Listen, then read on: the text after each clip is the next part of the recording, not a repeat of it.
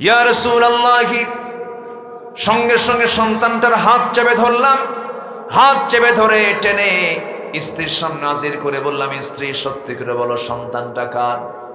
Body language, tongue language প্রমাণ করে দিল। বউটা কান্দে আর বলে, স্বামী আমার, আমাদের সন্তানের তথ্য কতক্ষণ গোপন করব? সন্তান তো আমাদের ঔরস থেকে এসেছে। ভিতরে ভিতরে আমি চরম খেপে গেলাম, রেগে গেলাম, কিচ্ছু বললাম না, মুখে প্রকাশ করলাম না, হাসির অভিনয় করলাম। সন্তানটাকে কোলের মধ্যে নিলাম, চুমু দিলাম, স্নেহ দিলাম, আদর করে বললাম, মা রে, তোর সঙ্গে আমার আগে দেখা হয় নাই, কেমন দুঃখ রয়ে গেল। মেয়েটা আমার বুকের মধ্যে ধরে আমার দাড়িটা টান মারে, আমার কপালে চুমু খায়, আমাকে আদর করে। আমি আমার মেয়েকে একদম মনের মধ্যে তুলে নিলাম, কিন্তু আমার মনটা এত বড় পাষাণ, মেয়েটা বোঝে নাই। অভিনয় করে কাছে টেনে নিয়ে এবার মেয়েকে বলছি, মা, কালকে সকালবেলা আমি তোমাকে কিন্তু তোমার নানির বাড়িতে একসঙ্গে নিয়ে যাব, যাবে নাকি? মেয়েটা হুজুর এত সুন্দর মুস্কান দিয়ে আমাকে জড়িয়ে ধরে বলছে, বাবা, তুমি আগে আমাকে পরিচয় দাও নাই কেন? তুমি এমন করেছিলে কেন?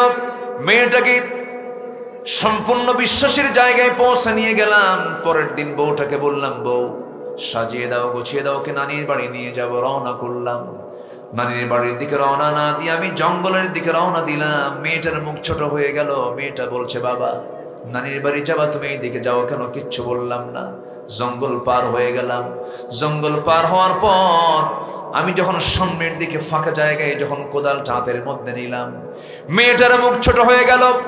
কোদাল দিয়ে গর্ত খনন শুরু করে দিলাম। মেয়েটা বারবার বলছে, বাবা, নানির বাড়ি কখন যাবে? তুমি তো আমাকে কিচ্ছু বলো না। কিচ্ছু বললাম না। গর্ত খনন করি হুজুর। আমি যখন কোদাল দিয়ে গর্ত খনন করি, মাটির ছিটকে সে আমার দাড়ির ভিতরে ঢুকে যায়।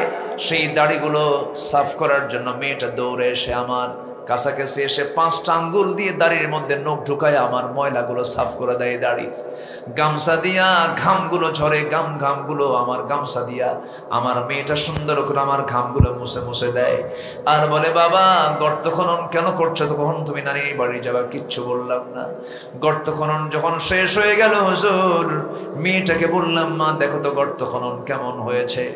আমার মেয়েটা সরল মনে মুস্কি একটা হাসি মেরে গর্তের কাছাকাছি চলে আসলো। হুজুর, আমার মেয়েটা উকি মেরে যখন একটু নিচু হয়ে যখন গর্তের ভিতরের সাইডটা যখন দেখতে নিয়েছে, আমি চট করে পিছন দিকে আসলাম। চক্ষু বন্ধ করে পিছন দিকে এমন জোরে ধাক্কা মারলাম, এক ধাক্কায় মেয়েটা গর্তের মধ্যে পড়ে গেল। উপর হয়ে পড়ে থাকলো কিছুক্ষণ। চিত হয়ে দুইটা হাত এক জায়গায় করে বলছে, আব্বা, বুঝতে পেরেছি মার কথাটাই সত্য হয়ে গেছে।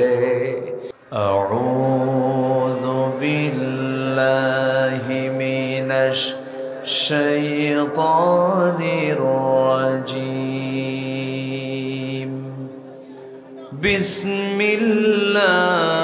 বিসমিল্লাহির রাহমানির রাহিম।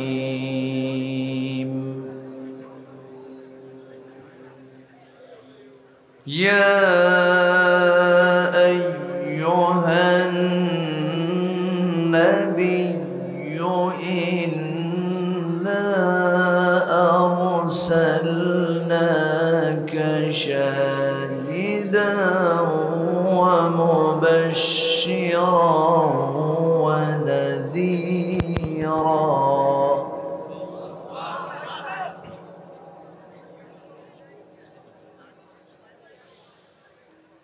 وَدَاعِيًا إِلَى اللَّهِ بِإِذْنِهِ وَسِرَاجًا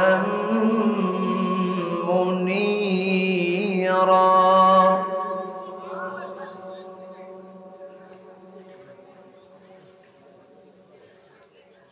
وَبَشِّرِ الْمُؤْمِنِينَ بِأَنَّ لَهُم مِّنَ اللَّهِ فَضْلًا كَبِيرًا.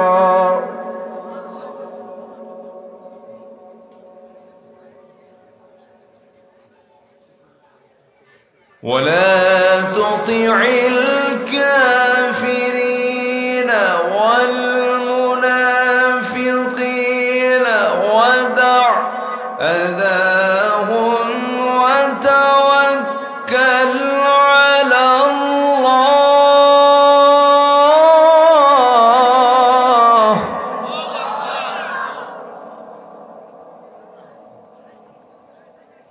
وكفى بالله وكيلا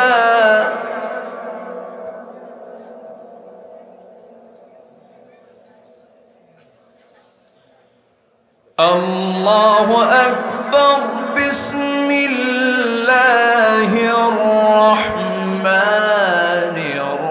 الرحيم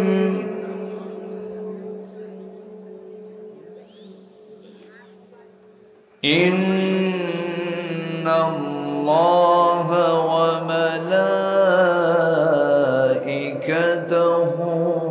يصلون على النبي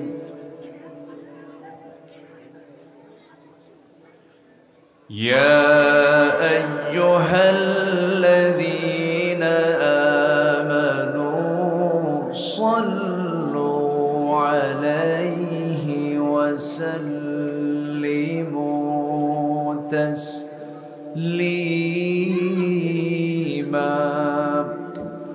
اللهم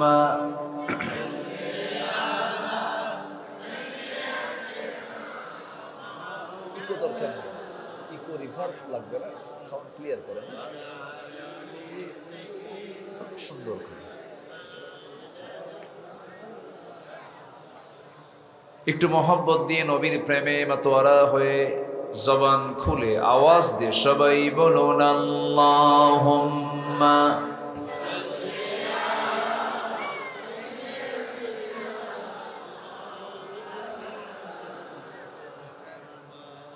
وعلى آله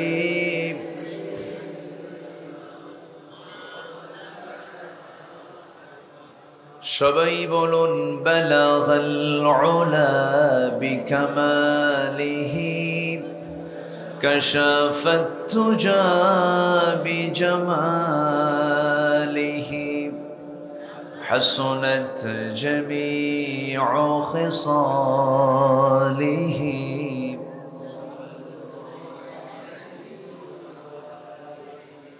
सूरत यूसुफ बिदारी हिकमत लुक़मान इमाम कारी कुरआन बारी ये है दिले सादिमान इमाम बलगल उला बिकमालिही كشف التجى بجماله حسنت جميع خصاله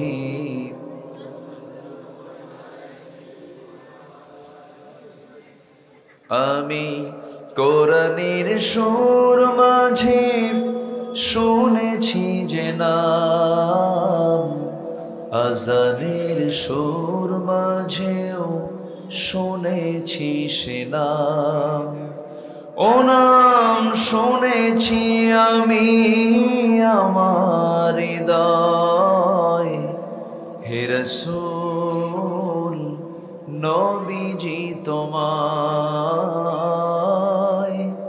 হে রাসূল নবীজি তোমায় সবাই বলছি সাল্লাল্লাহু আলাইহি ওয়াসাল্লাম।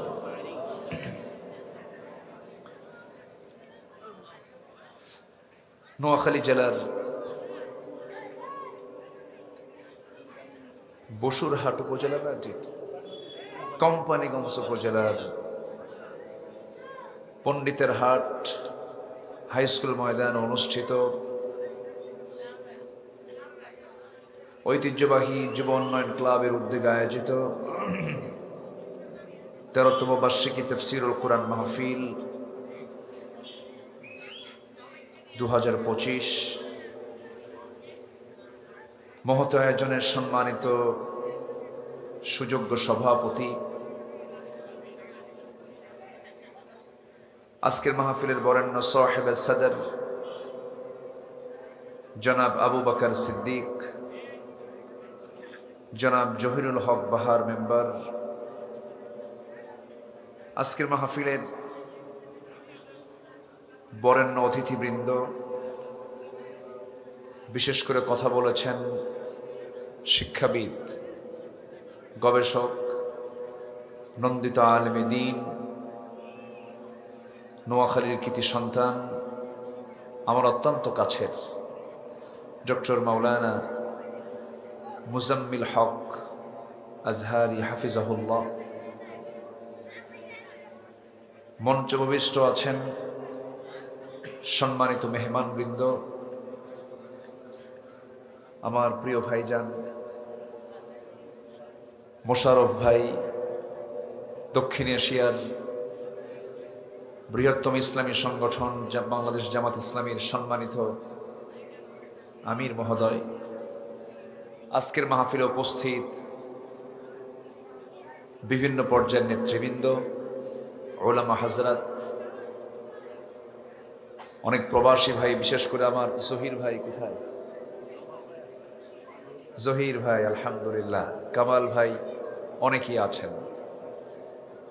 সামনে উপস্থিত, দূরে কাছের বিভিন্ন স্থান থেকে ছুটে আসা কালেমার ঝান্ডাবাহী, তাওহীদের পতাকাবাহী, দ্বীন ইসলামের নরসারদুল বীর মুজাহিদ, প্রাণ প্রিয় সম্মানিত দ্বীনি ভাইরা, আড়ালে বসে আছেন শ্রদ্ধেয়া সম্মানিতা মা বোনেরা।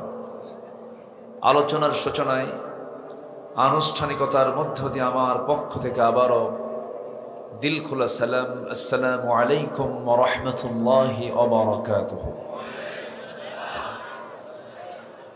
সবাই কেমন আছেন? আমাকে প্রশ্ন করলেন, আল্লাহ তাআলা আমাকে তো আপনার সাথী রেখেছেন, এক সাথী তো আছি, বলি আলহামদুলিল্লাহ।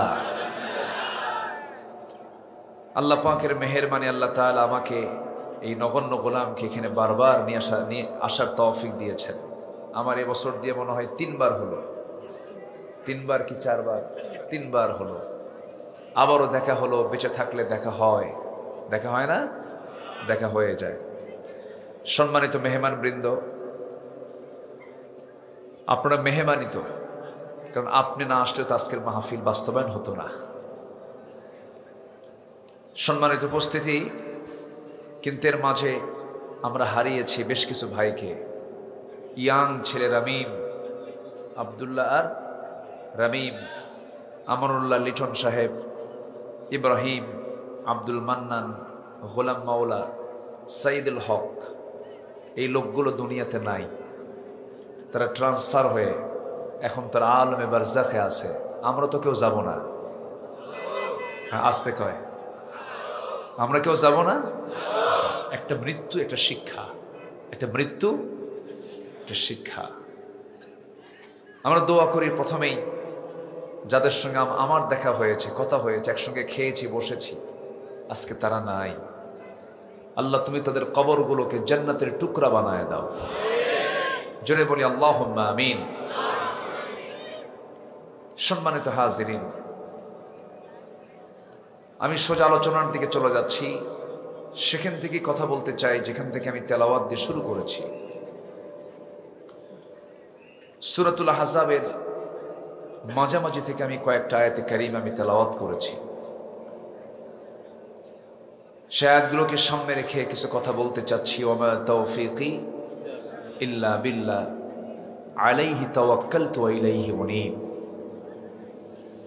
এই পৃথিবীতে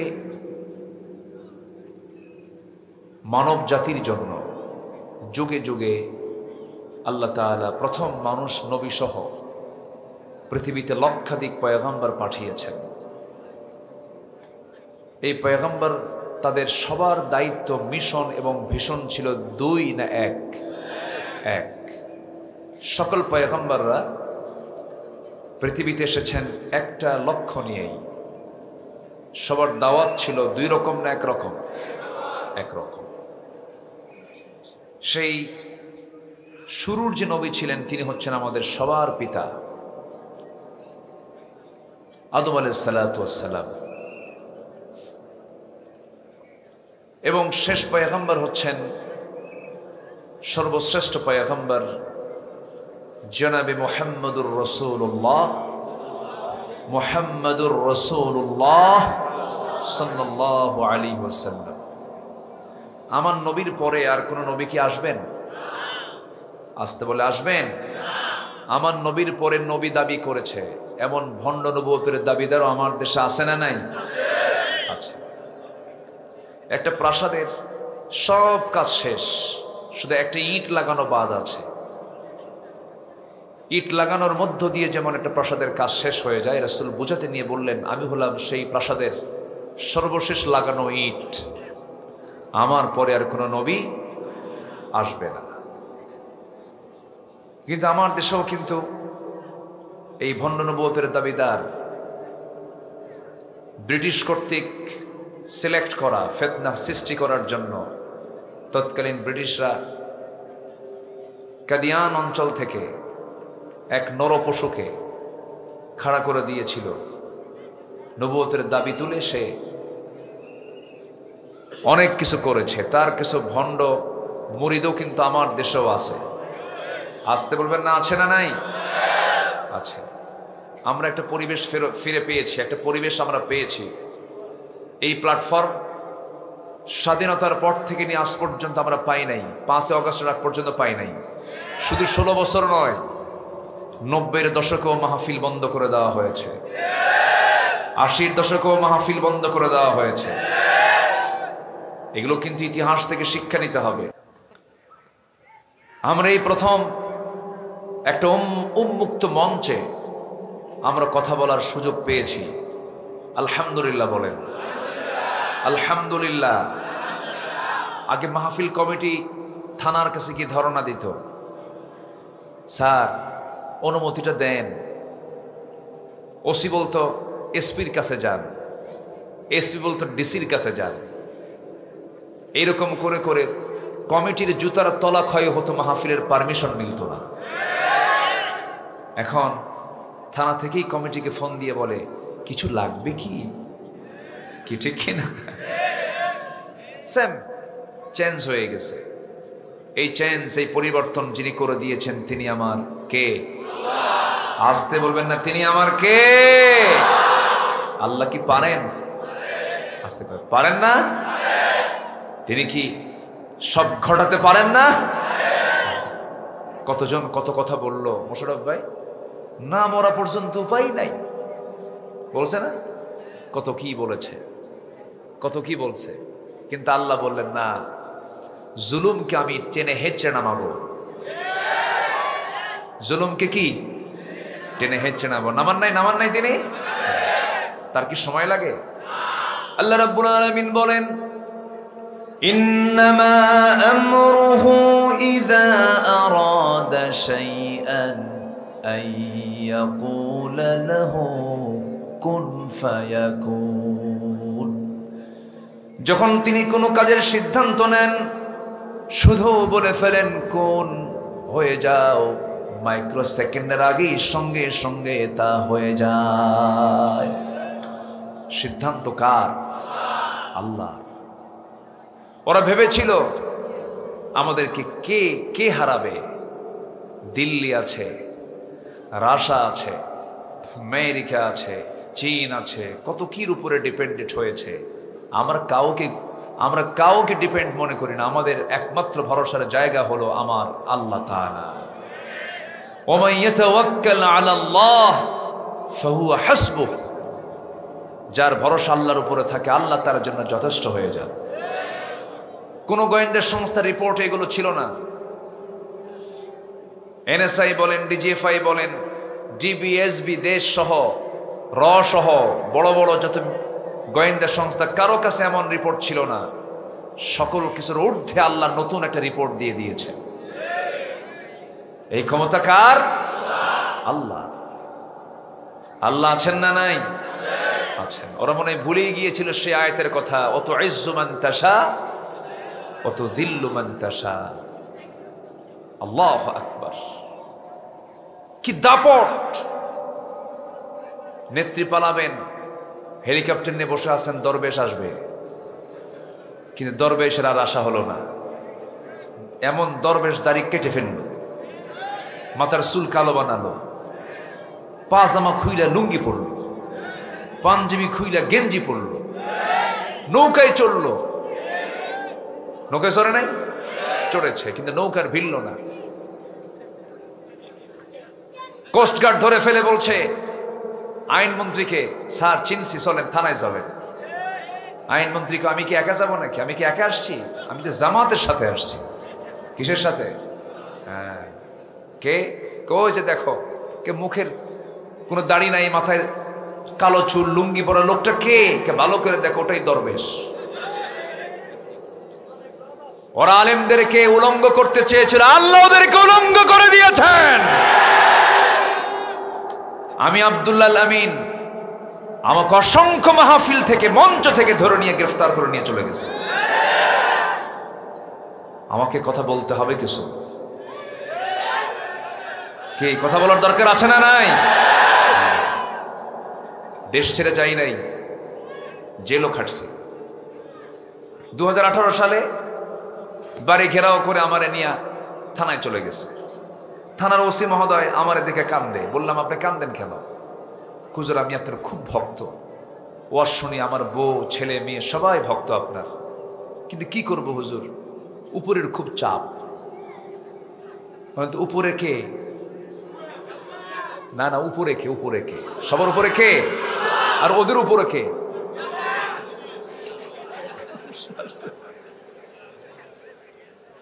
হ্যাঁ, সাব্বিহ ইসমা রাব্বিকাল আ'লা, সবার উপরে তিনি কে? উনি বললেন যে উপরওয়ালা, উপর থেকে চাপ।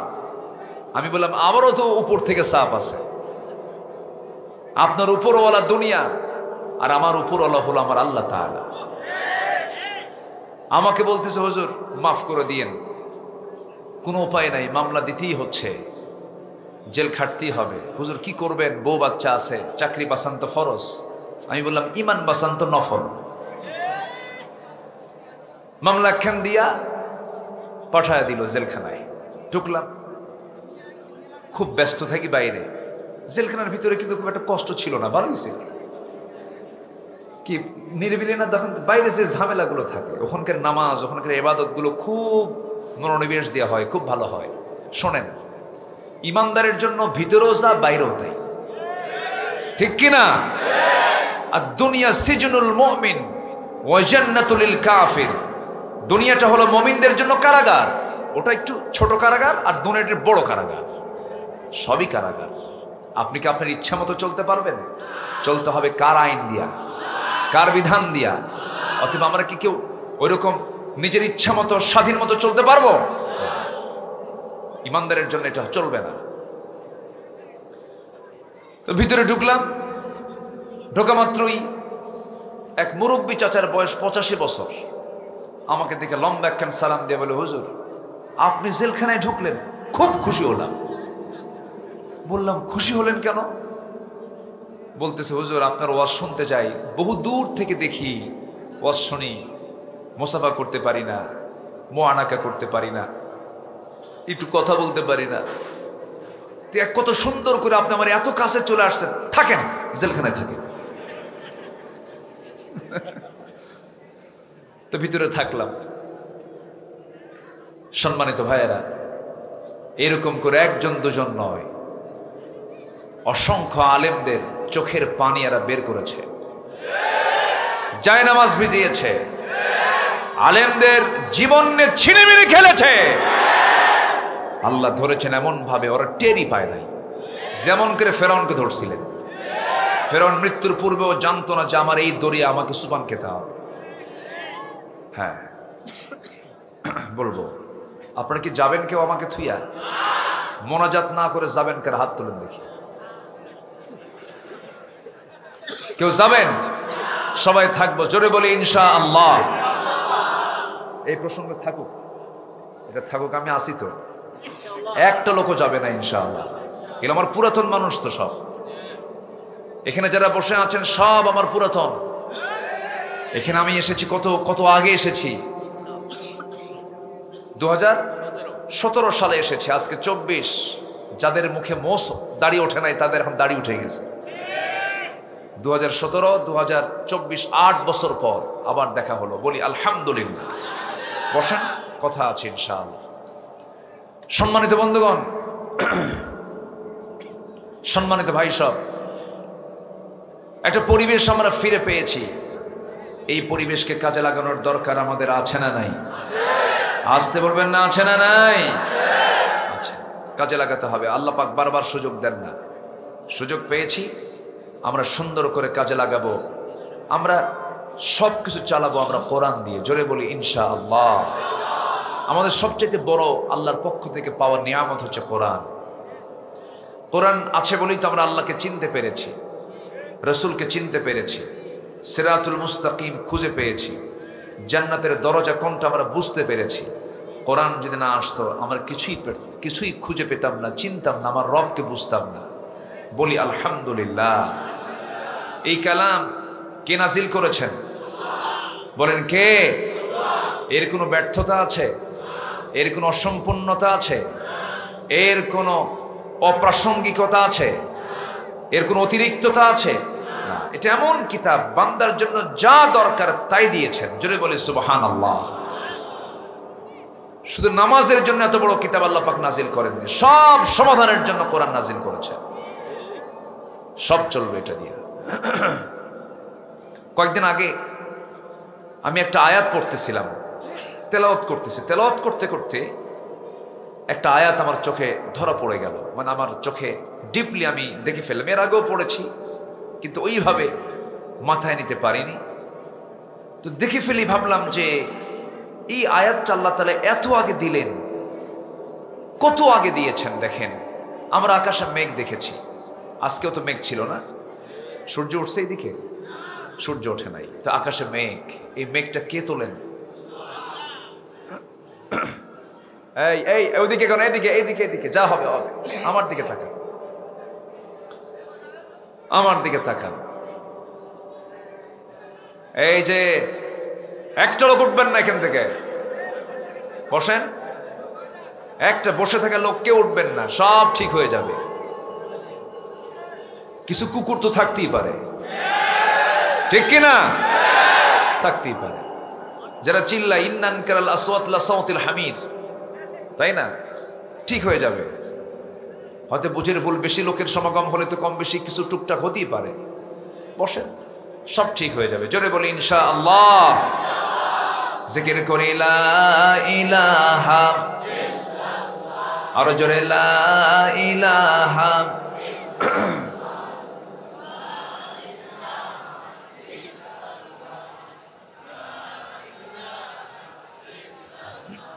আর জোরে লা ইলাহা।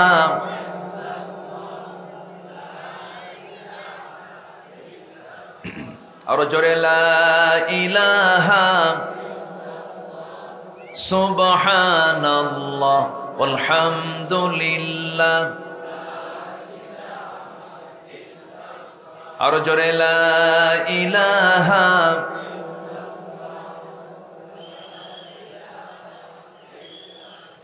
আচ্ছা, ঠিক আছে। লা ইলাহা ইল্লাল্লাহ মুহাম্মাদুর রাসূলুল্লাহ সাল্লাল্লাহু আলাইহি ওয়াসাল্লাম। বসুন, আমরা মাহফিল শুনতে এসেছি, কোরআন শুনতে এসেছি। আমরা ভাগ্যবান, বলি আলহামদুলিল্লাহ। এখানে ওয়াসওয়াসা দেওয়ার মতো ইবলিস আছে না নাই? না, ইবলিস এই পণ্ডিতের হাট চিনে না? চিনে না? চিনে কিনা? তো ওয়াসওয়াসা দিতেই পারে। তো বসেন, একটু সাইড টক হচ্ছে, একটু কথাবার্তা হয়তো ভুল বোঝাবুঝি হয়েছে, ঠিক হয়ে যাবে ইনশাআল্লাহ। জোরে বলি ইনশাআল্লাহ। তো আমি একটা আয়াত পড়তেছিলাম, আয়াতের মধ্যে একটা জায়গায় গিয়ে এসে আমি আটকে গেলাম যে আল্লাহ, তুমি এই কথাটা কত আগে বলে দিয়েছ। আকাশে মেঘ, বৃষ্টি আসে, শতাব্দীর পর শতাব্দী মানুষ চেষ্টা করেছে কেমনে এই বৃষ্টিটা আসে, গবেষণা করে বের করতে পারে না। 19-20 শতকের শেষ দিকে এসে মানুষ এটা রহস্যগুলো উন্মোচন করেছে। আজকে আবহাওয়া বিজ্ঞান বলতেছে বৃষ্টির জন্য প্রথমে বায়ুর প্রবাহ, কিসের প্রবাহ বলেন তো? বায়ুর প্রবাহ। এরপর বায়ুর প্রবাহের পরে মেঘের স্তূপীকরণ, এরপর সেই ঘনীভবন থেকেই বৃষ্টির মূল রহস্য উন্মোচিত হয়। এটা বিজ্ঞান আজকে এটা তারা প্রমাণ করেছে। আগে প্রথমে হয় হচ্ছে বায়ুর প্রবাহ। সম্মানিত ভাইরা, বিস্ময়কর ব্যাপার হলো এই জটিল প্রক্রিয়াটা আল্লাহ পাক ১৫০০ বছর আগে সূরা রুমে আল্লাহ পাক নিখুঁতভাবে তাও বর্ণনা করে দিয়েছেন। এখন বলুন তো, বিজ্ঞান কি প্রমাণ করলো না কোরআন থেকে ধার নিল? ধার নিয়েছে। আল্লাহ রাব্বুল আলামিন বলেন, আল্লাহুল্লাযী ইউরসিলুর রিয়াহা ফাতুসীরু সাহাবান ফায়াবসুতুহু ফিস সামাই কাইফা ইয়াশা ওয়া ইয়াজআলুহু কিসাফান ফাতারাল ওয়াদাকা ইয়াখরুজু মিন খিলালিহি فإذا أصاب به من يشاء من عباده إذا هم يستبشرون জোরে বলুন আল্লাহু আকবার। তিনি তো সেই আল্লাহ যিনি, তিনি তো সেই প্রভু যিনি বায়ু প্রেরণ করেন, বায়ু প্রবাহ করেন, এরপর তা মেঘমালাকে সঞ্চারিত করে। অতঃপর তিনি মেঘমালাকে যেভাবে ইচ্ছা সেইভাবে আকাশে ছড়িয়ে দেন। আমার বন্ধুগণ, এরপর আল্লাহ বলছেন তাকে স্তরে স্তরে তা রেখে দেন। এই যে সুন্দর করে সম্পূর্ণ তথ্যটা দিয়েছেন, এটা দিয়েছেন তিনি আমাকে। এটা হচ্ছে মেটেরোলজি, মেটেরোলজিক্যাল সায়েন্স অ্যান্ড কোরআন, আবহাওয়া বিজ্ঞান। এই আবহাওয়া বিজ্ঞানের এই তথ্য আল্লাহ পাক কত আগে দিলেন। আবার এই আকাশ থেকে যে বৃষ্টি আসে, এই বৃষ্টিটা মেঘ আকারে আল্লাহ পাক আকাশে যে জমা করেন, দুনিয়ার পানিকে আল্লাহ পাক বাষ্পীয় আকারে তোলেন। কি আকারে তোলেন? পানি চক্রের মধ্য দিয়ে এই পানি নোয়াখালী থেকে, লক্ষ্মীপুর থেকে, আবার ওইদিকে পঞ্চগড় থেকে, ঠাকুরগাঁ থেকে, নর্দমা, পচা পানি সব জায়গা থেকে আল্লাহ পাক বাষ্পীয় আকারে উপরের দিকে উঠায় আনেন। সমস্ত পানির উৎস হলো সমুদ্র। সমুদ্রের পানি কি মিঠা না লবণ? বলেন, মিঠা না লবণ? লবণ পানি। আল্লাহ যখন তোলেন পানি, তখন কি মিঠা তোলেন না লবণ তোলেন? উপরে যখন উঠান তখন কি উঠান? কি মিঠা না লবণ? মিঠা তোলেন। আকাশের বৃষ্টি কি লবণ লাগে না মিঠা লাগে? মিঠা, যেটা পান করার মতো। সমুদ্রের পানি কি পান করা যায়? কিন্তু সমুদ্রের পানি আল্লাহ পাক লবণ কেন করলেন? লবণ করার কারণ হলো গোটা পৃথিবীর সমস্ত জীবাণুগুলো নদী নালা খাল বিল দিয়ে সব পচা আবর্জনাগুলো সব চলে যায় সমুদ্রে। সমুদ্রের পানি যদি লবণ না হয়, তাহলে এই আবহাওয়ার সাথে ওই পচা দুর্গন্ধ মিলে পৃথিবীর এই অক্সিজেন, পৃথিবীর যে বাতাস, এটা দূষিত হয়ে যেত, মানুষ বাঁচা কঠিন হয়ে যেত। আল্লাহ পাক এটাকে হজম করার জন্য ওখানে লবণ সেট করেছেন। জোরে বলে সুবহানাল্লাহ। কিন্তু আল্লাহ যখন পানি তোলেন, তখন ফিল্টারিং করে মিঠা পানি আকাশে তোলেন, বাষ্পীয় আকারে বৃষ্টি দেওয়ার জন্য, আকাশ থেকে পানি বর্ষণ করার জন্য। এবং সেই পানিটা আল্লাহ পাক নাজিল করেন, পরিমাণ ছাড়া নয়, বেশিও নয় কমও নয়, একদম লিমিট করে আল্লাহ পাক সেই পানি নাজিল করেন। আল্লাহ রাব্বুল আলামিন বলেন, والذي نزل من السماء ماء بقدر فأنشرنا به بلدة ميتا كذلك تخرجون জোরে বলুন আল্লাহু আকবার। আল্লাহ রাব্বুল আলামিন বলেন, তিনি আকাশ থেকে যখন পানি নাজিল করেন, সেই পানিটা অপরিমিত নয়, সুপরিমিত করে নাজিল করেন।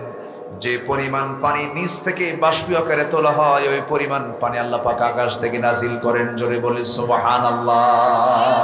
বিকাদারিন, পরিমাণ মতো করে পাঠান। যদি অপরিমাণ মতো করে যদি নাজিল করতেন, দুনিয়া সব ডুবে শেষ হয়ে যেত। আল্লাহ পাক তোলেনও পরিমাণ মতো, নাজিল করেনও পরিমাণ মতো। এই যে সুন্দর করে তিনি যে নাজিল করছেন, এই পদ্ধতি, এই পানি চক্রের এই পদ্ধতি, দুনিয়ার সমস্ত টেকনোলজিকে, প্রযুক্তিকে ব্যবহার করেও যদি পানির এই চক্রটি যদি কৃত্রিমভাবে পুনরুৎপাদন করতে চেষ্টা করত, কিয়ামত পর্যন্ত দুনিয়ার কোন টেকনোলজি কি এই পানির যে চক্র, এই চক্রকে আবিষ্কার করতে পারবে? পারবে না। সম্মানিত ভাইয়েরা, আমার দিকে তাকান। মাহফিল যারা কমিটি আছেন, মেহেরবানি করে একটু সাইড সাউন্ড একটু বন্ধ করার চেষ্টা করুন। মাহফিলের সৌন্দর্য রক্ষার দায়িত্ব একার না সবার। সবাই চোখ বন্ধ করে একটা গলা ছেড়ে দিয়ে একটা আওয়াজ দেন তো, নারায়ে তাকবীর, নারায়ে তাকবীর। আল কোরআনের আলো, ইসলামের শত্রুরা, ইসলামের শত্রুরা, নারায়ে তাকবীর। কি সমস্যা কি?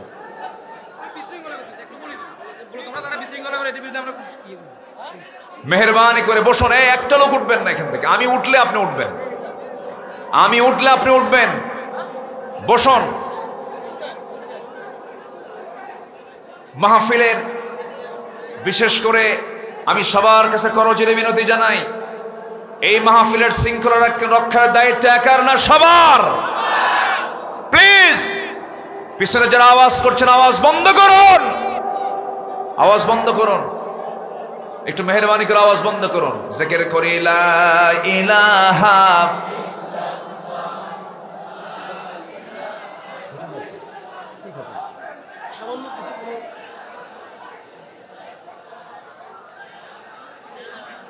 আমি প্লিজ, আমি কিন্তু উঠতে বলিনি ভাই। আপনি যদি ওই দূরে উঠে দাঁড়ান, আপনি তো ওই কাতারেই চলে গেলেন। এই বসেন, বসেন, বসেন, মেহেরবানি করে বসুন। জিকির করে লা ইলাহা, সব ঠিক হয়ে যাবে। জোরে বলি ইনশাআল্লাহ। জিকির করে লা ইলাহা,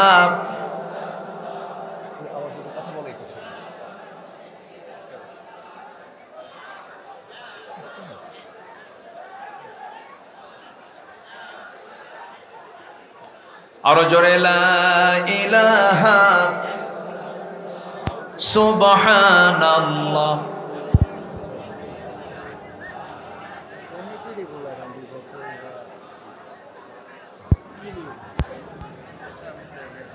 জোরে সরে লা ইলাহা সুবহানাল্লাহ ওয়ালহামদুলিল্লাহ। আরো জোরে লা ইলাহা সুবহানাল্লাহ ওয়ালহামদুলিল্লাহ। আরো জোরে লা ইলাহা, লা ইলাহা,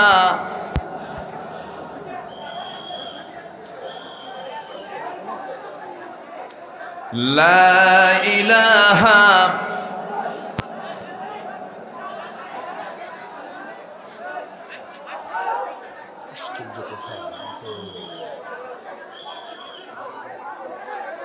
জোরে সরে লা ইলাহা,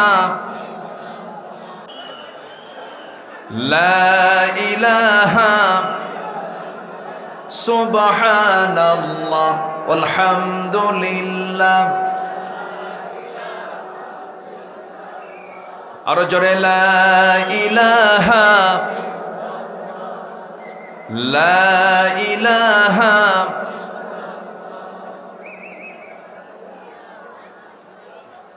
লা ইলাহা,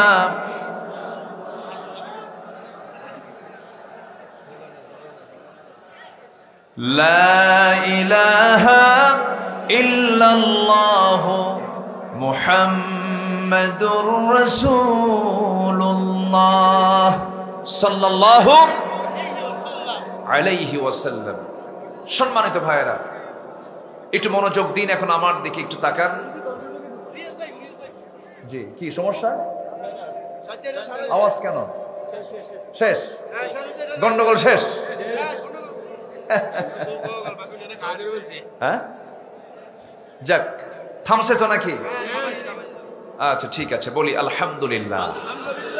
জোরে বলি আলহামদুলিল্লাহ। এখন আমার দিকে তাকান।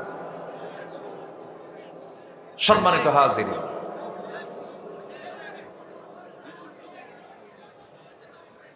সম্মানিত হাজিরিন, এখন আমার দিকে তাকান।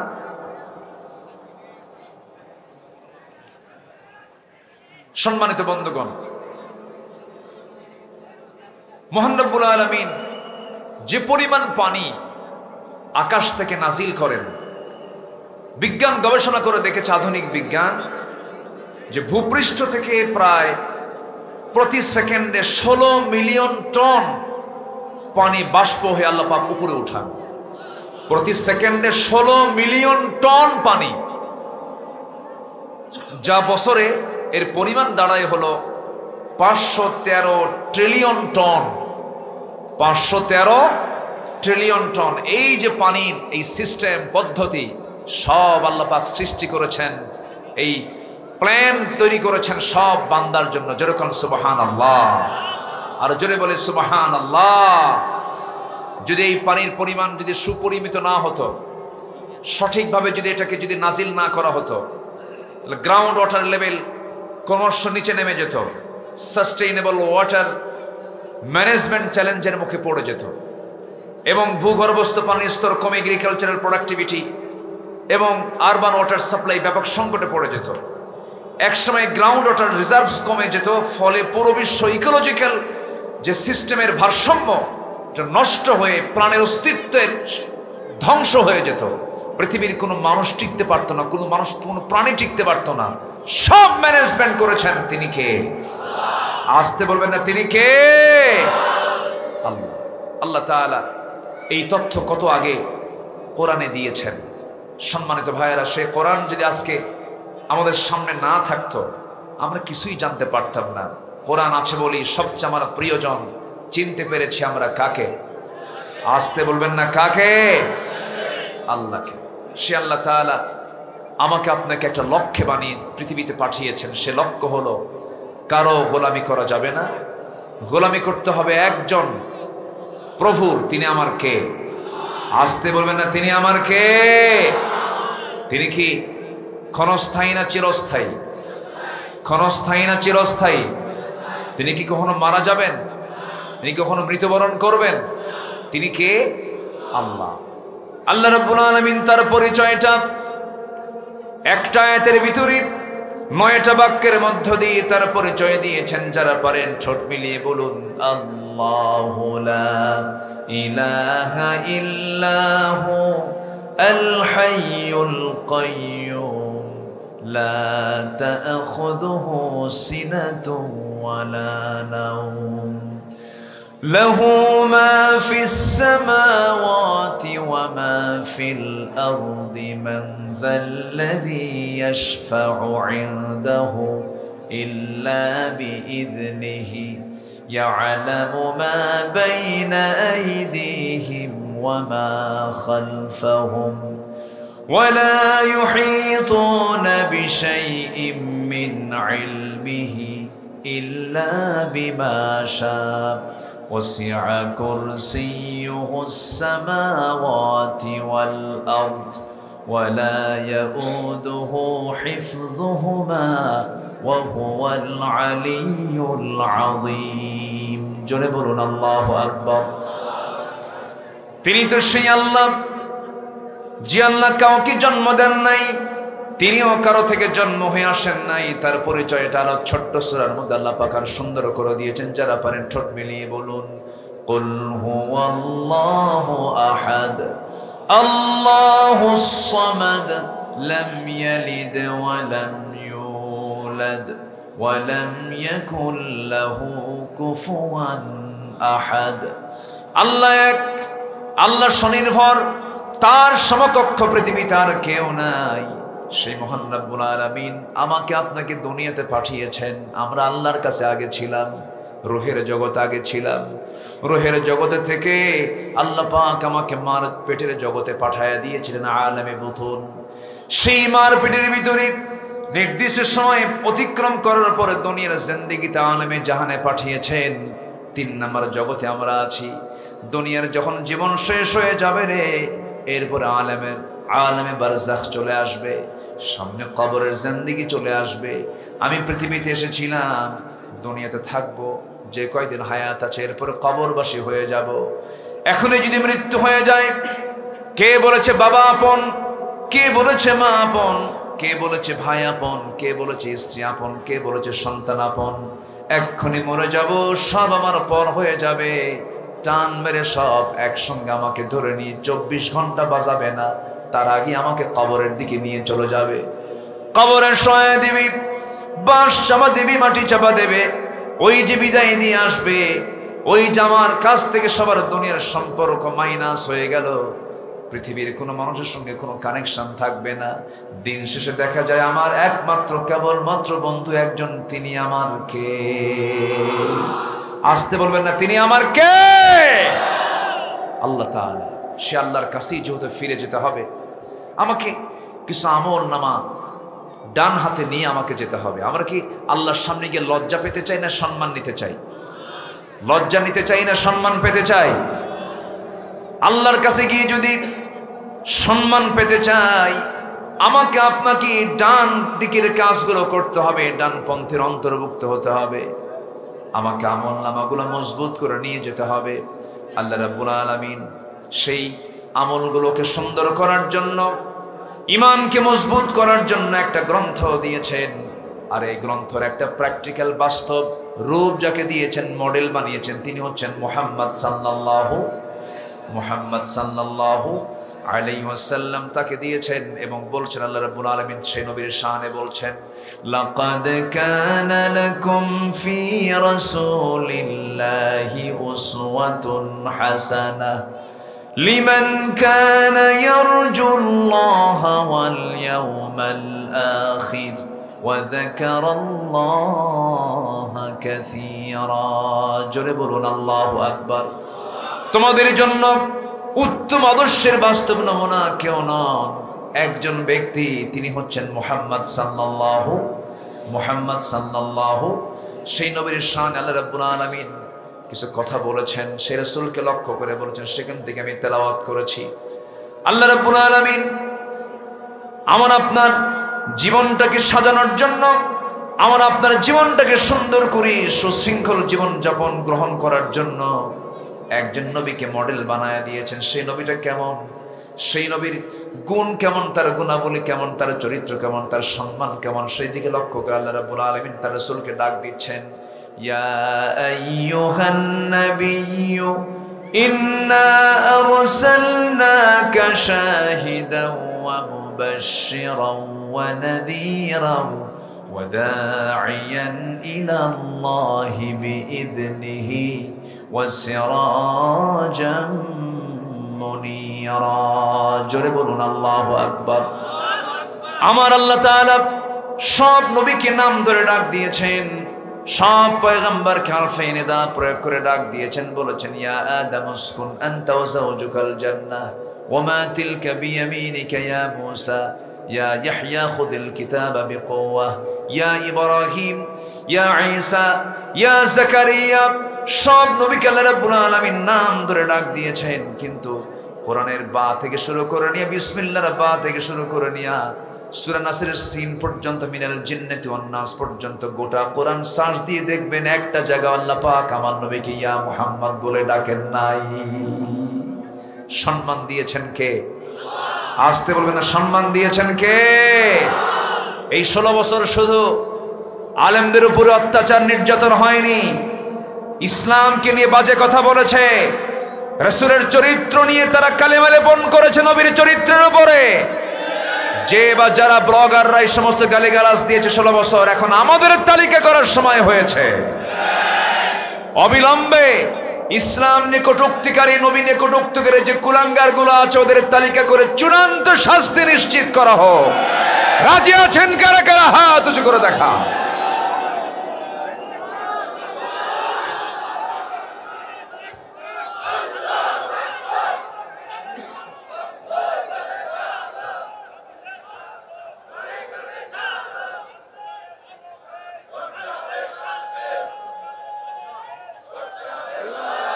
আল্লাহ কবুল করুন। জোরে বলি আমিন, আরো জোরে আমিন। নিঝুম মজুমদার নাম শুনছেন তো? হারপিক মজুমদার, হ্যাঁ, এই বদমাইশ বহু বাজে কথা বলেছে। আমার দেশে এরকম বদমাইশ আরো আছে, সব ঘাপটি মেরে আছে, সব চুপ মেরে আছে। যুবকরা, তোমরা একটা পরিবর্তন এনেছ, তোমাদের হাতে আগামীর বাংলাদেশ। তোমরা যদি উশৃঙ্খল হও, তোমরা যদি চরিত্রহীন হও, তোমরা যদি মাদকাসক্ত হয়ে পড়ো, তোমরা যদি অবৈধ নারী আসক্তিতে যদি জড়িয়ে পড়ো, তোমরা যদি উশৃঙ্খল জীবনযাপন গ্রহণ করো, আবার হারিয়ে যাবে সবকিছু। অতএব তোমাদের এক আদর্শ উজ্জীবিত হতে হবে, তিনি হচ্ছেন মুহাম্মদ সাল্লাল্লাহু।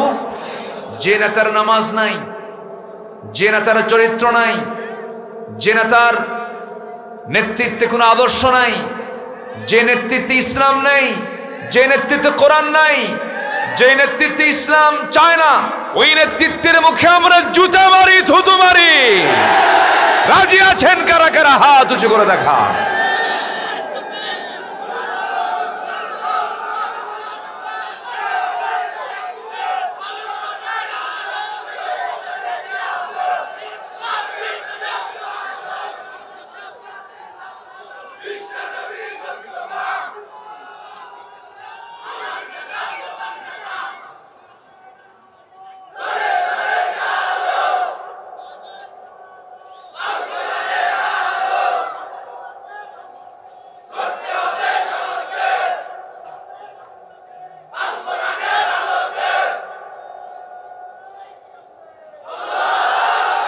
আল্লাহ কবুল করুন, জোরে বলি আমিন।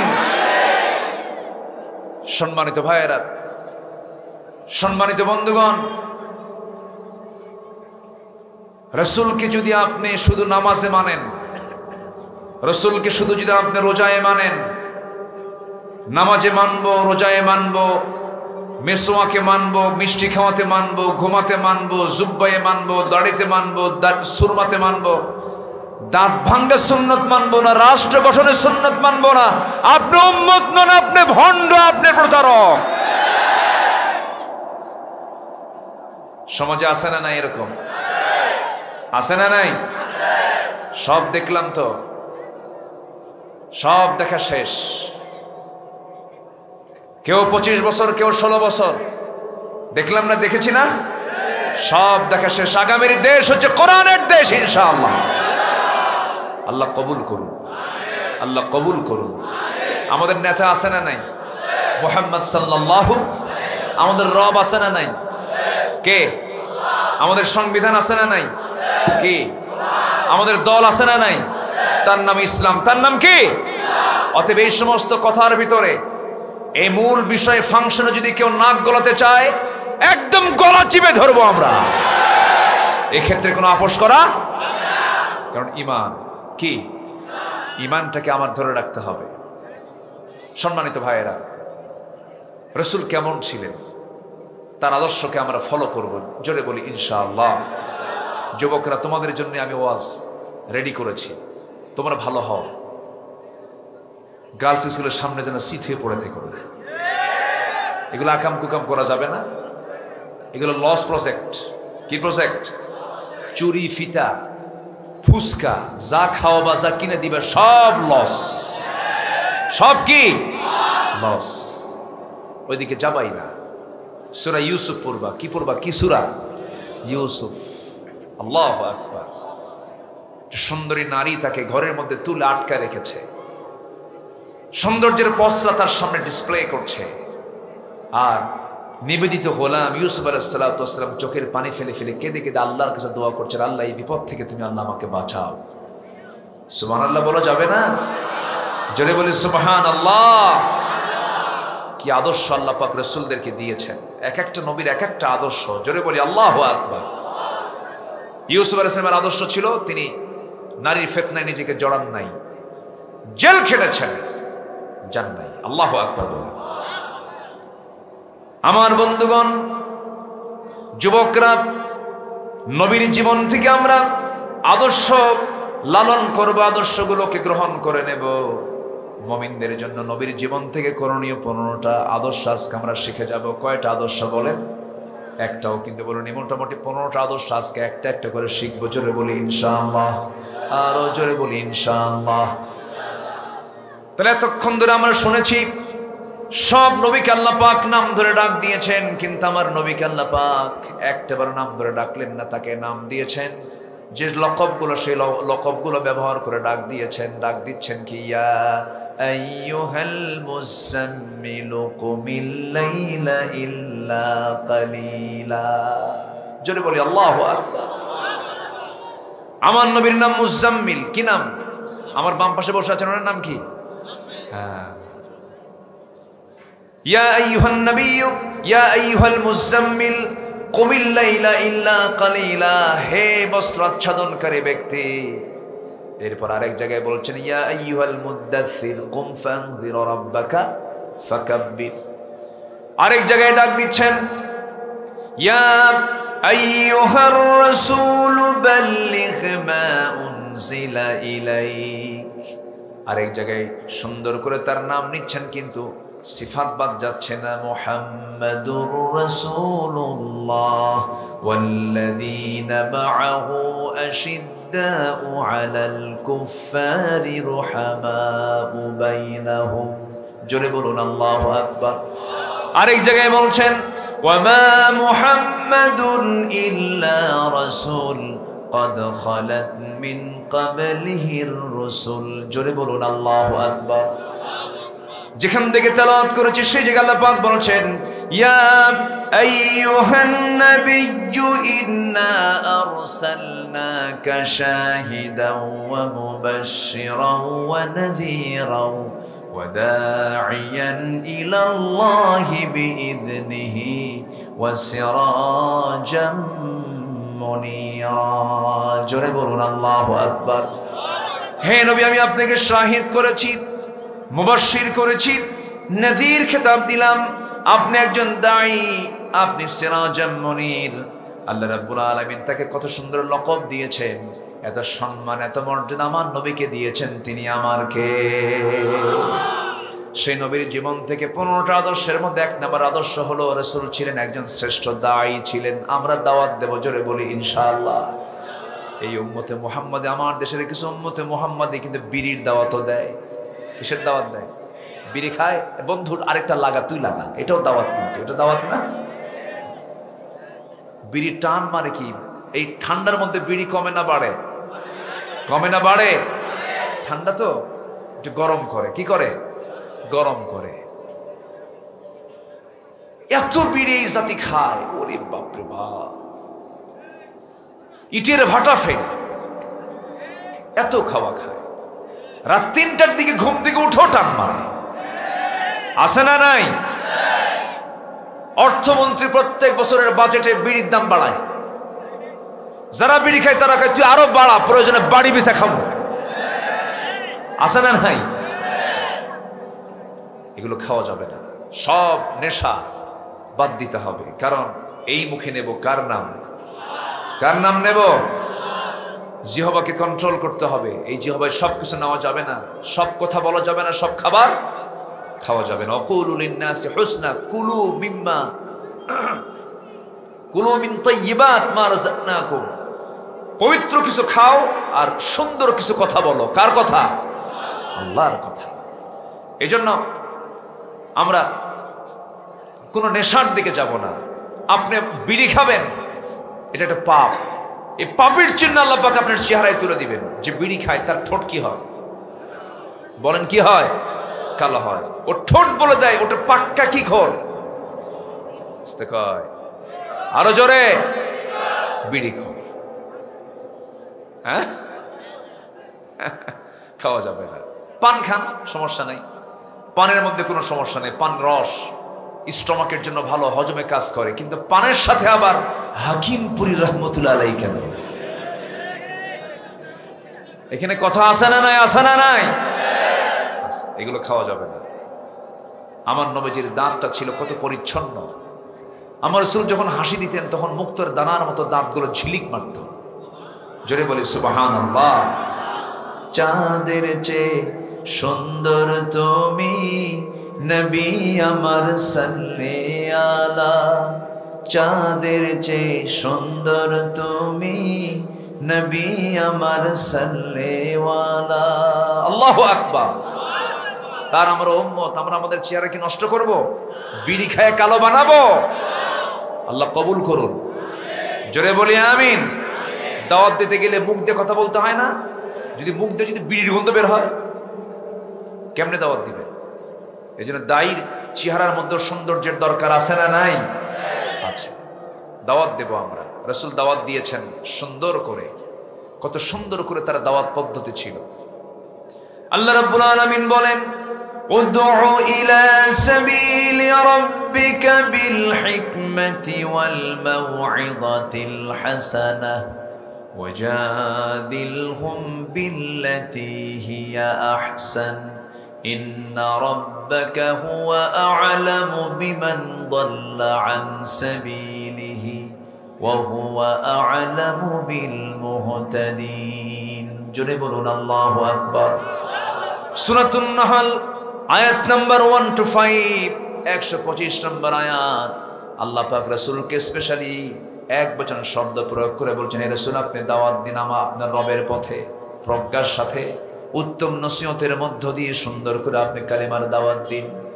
আমার নবীজির দাওয়াতের পদ্ধতি এত সুন্দর ছিল যে ওমরের মতো একজন ক্ষিপ্র মেজাজি মানুষ রাসূলকে মারার জন্য রওনা দিয়েছে।